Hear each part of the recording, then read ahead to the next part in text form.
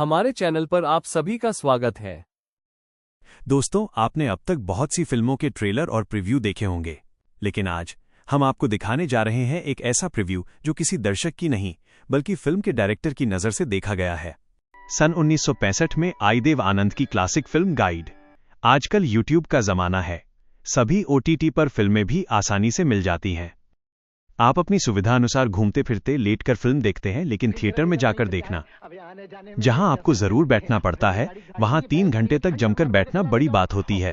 Film guide 3 घंटे से ज्यादा बड़ी है, लेकिन पूरी फिल्म अपनी कहानी, डायरेक्शन, एक्टिंग और गानों की वजह से दर्शकों को अपनी तरफ आकर्षित करने में पूरी तरह से सफल है।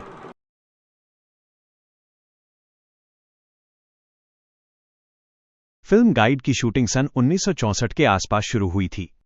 देव आनंद ने भारतीय सिनेमा की हिस्ट्री में पहली बार एक नया प्रयोग किया था। एक सब्जेक्ट, उस पर 2 अलग डायरेक्टर 2 अलग-अलग प्रोजेक्ट्स पे काम कर रहे थे। फिल्म की इंग्लिश और हिंदी दोनों वर्जन्स की शूटिंग साथ-साथ होती थी। इंग्लिश वर्जन के डायरेक्टर थे टैड डेनियल वस्की, हिंदी वर्जन को डायरेक्ट कर रहे थे चेतन आनंद।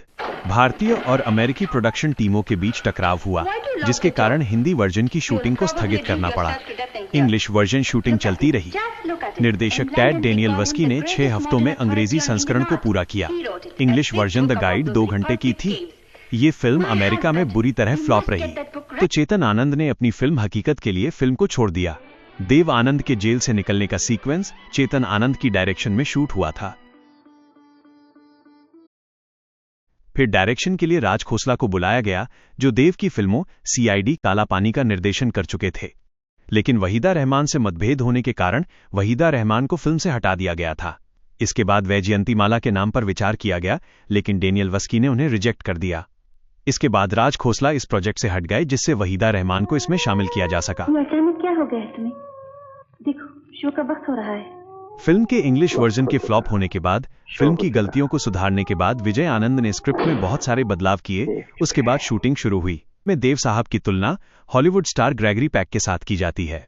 देव आनंद नहीं चाहते थे कि वो दाढ़ी बढ़ाकर लोगों के सामने आए, लेकिन गोल्डी नहीं माने।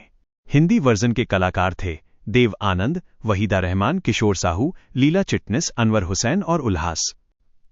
कहानी राजू गाइड से स्वामी बनने की। एक अच्छे डायरेक्टर की खासियत होती है कि अपनी फिल्म को इस तरह से पेश करे कि दर्शक फिल्म में ही खोया रहे। फिल्म गाइड भी दर्शकों को बांध कर रखती है। गोल्डी की फिल्म गाइड फिल्म के हीरो राजू के जेल से रिहा होने के साथ शुरू होती है और फिर कहानी फ्लैशबैक में शुरू होती है। फिल्म गाइड एक टूरिस्ट गाइड राजू की कहानी है, जो राजस्थान के एक छोटे से शहर उदयपुर का एक फ्रीलांसर गाइड है। जेल से अपनी रिहाई के बाद राजू अकेले भटकता है। निराशा, गरीबी, भूख, अकेलापन उसे तब तक घेर लेता है जब तक कि उसे साधुओं का एक भटकता हुआ समूह नहीं मिल जाता है। अगली सुबह एक किसान भोला राजू को नारंगी शॉल के नीचे सोते हुए पाता है और समझता है कि राजू एक महान स्वामी है। राजू भोला की बहन को अपने वचनों से प्रभावित करता है और वह शादी के लिए मान जाती है, जो भोला को आश्वस्त करती है। इससे प्रभावित भोला गांव के माध्यम से खबर फैलाता है। माया का ब्याह? हाँ, मान गई वो। आओ आओ आओ आओ आओ। स्वामी जी,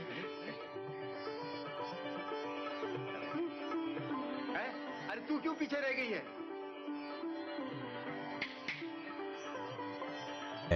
राजू को गांव के ही कुछ ग्रामीण स्वामी के रूप में मान लेते हैं।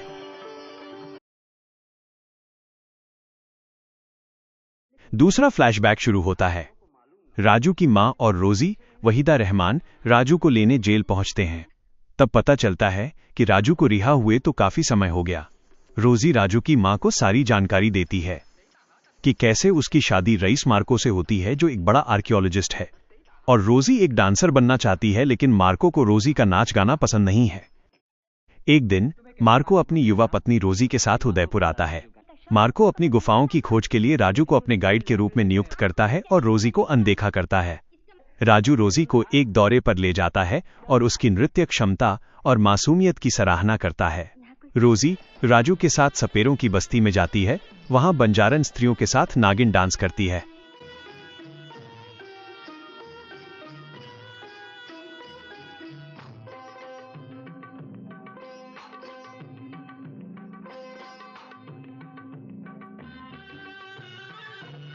गोल्डी ने इस सीक्वेंस को बहुत अच्छी तरह से फिल्माया है।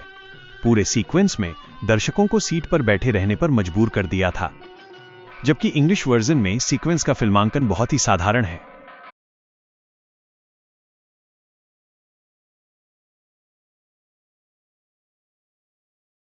मार्को की अनदेखी और झगड़ों से परेशान होकर रोजी आत्महत्या करने की कोशिश करती है।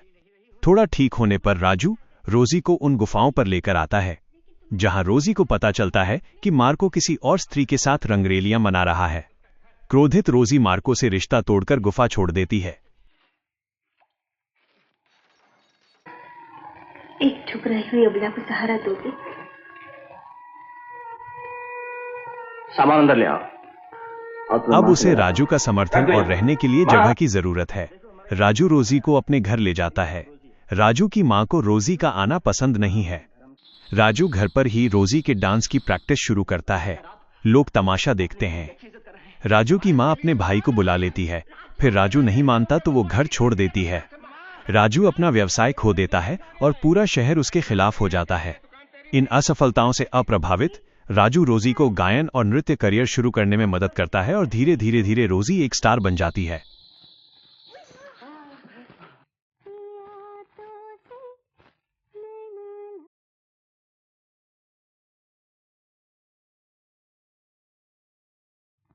रोजी के स्टार बनने के बाद राजू ज्यादा पैसे से असंतुष्ट हो जाता है, शराब पीता है और जुआ खेलने लगता है।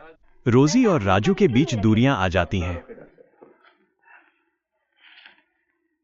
2000। मार्को रोजी से मिलने की कोशिश करते हुए एक पेपर छोड़ जाता है जिस पर रोजी के हस्ताक्षर चाहिए। राजू खुद ही रोजी के जाली हस्ताक्षर करके वापस भेज देता है ताकि मार्को रोजी से संपर्क न करे। मार्को राजू को जाली हस्ताक्षर से सोना हड़पने के जुर्म में गिरफ्तार करवा देता है, जिसके परिणाम स्वरूप 2 साल की सजा होती है। मेरे लिए क्या थे, क्या हो, बार-बार को। फ्लैशबैक खत्म होते ही राजू स्वामी जी गांव वालों को अपनी बचपन की कहानी बताता है, जिसमें वो महात्मा की कहानी ग्रामीण लोगों को सुनाता है, जिसके 12 दिन के उपवास के परिणाम स्वरूप भगवान सूखे को खत्म करने के लिए बारिश करते हैं।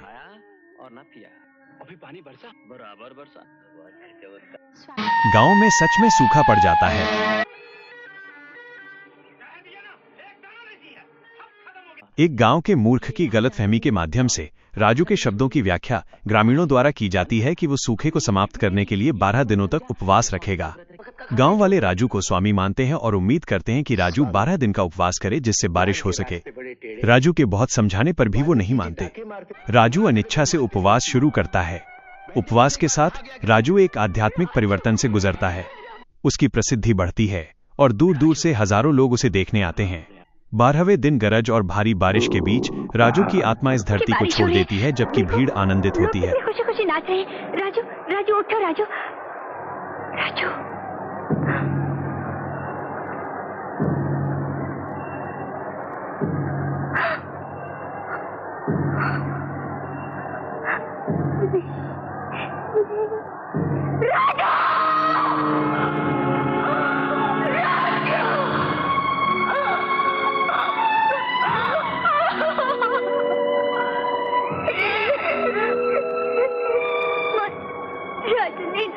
नहीं बेटी।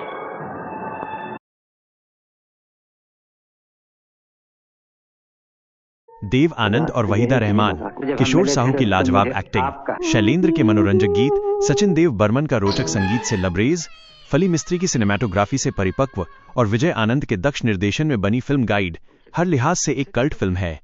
फिल्म ने न सिर्फ बॉक्स ऑफिस पर शानदार कमाई की, बल्कि 1967 फिल्म फेयर में 7 फिल्म फेयर अवार्ड भी अपने नाम किए। 50 लाख रुपए कमाकर हिट रही थी। आज भी फिल्म गाइड को देव आनंद और वहीदा रहमान की सबसे बेहतरीन फिल्मों में गिना जाता है। गाइड को विजय आनंद की सर्वश्रेष्ठ कृति माना जाता है। ये फिल्म अपने संगीत के लिए भी अमर है। एस.डी. बर्मन का संगीत रोचक है। ये खासियत ये है कि गाना मुखड़े से नहीं बल्कि अंतरे से शुरू होता है। मेरे सपने तू ही मेरी मंजिल है, दिन ढल जाए हाय रात न जाए। एस डी बर्मन ने एक ही राग में 2 कालजयी गाने कंपोज किए थे, राग झंझोटी में।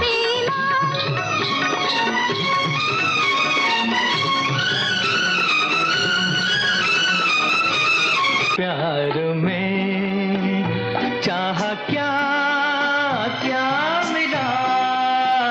एस डी बर्मन को सन 1966 के फिल्मफेयर में सराहना नहीं दी गई, लेकिन सन 1967 फिल्मफेयर में गीत आज फिर जीने की तमन्ना के लिए लता मंगेशकर को सर्वश्रेष्ठ पार्श्व गायिका का फिल्मफेयर मिला।